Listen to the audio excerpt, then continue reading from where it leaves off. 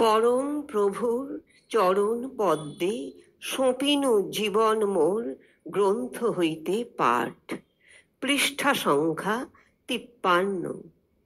পরম পূজনীয়া ব্রহ্মচারিণী শ্রী শ্রী সাধনা দেবী বলিলেন, ছুটি হইয়াছে, বাবামণির সঙ্গে পুপুনকে আশ্রমে আসিয়াছি।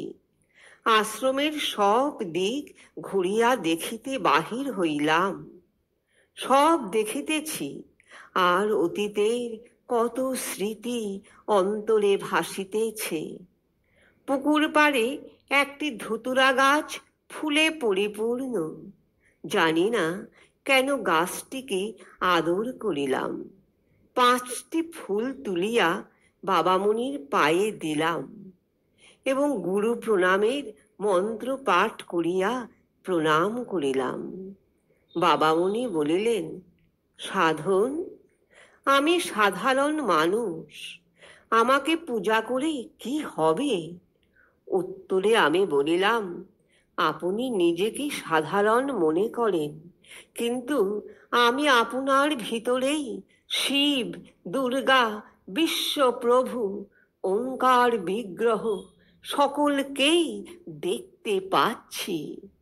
আপনি এবং বিগ্রহ এক, তা আমি বহুদিন পূর্বেই উপলব্ধি করেছি।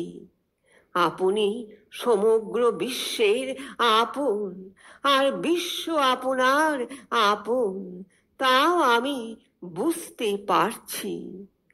ছোটবেলায় আমি চিন্তা করেছি, ধ্যান করেছি, যিনি বিশ্বের সর্বগুণে গুণান্বিত ও মহাশক্তিশালী, আমি যেন তার পায়েই আত্মসমর্পণ করি।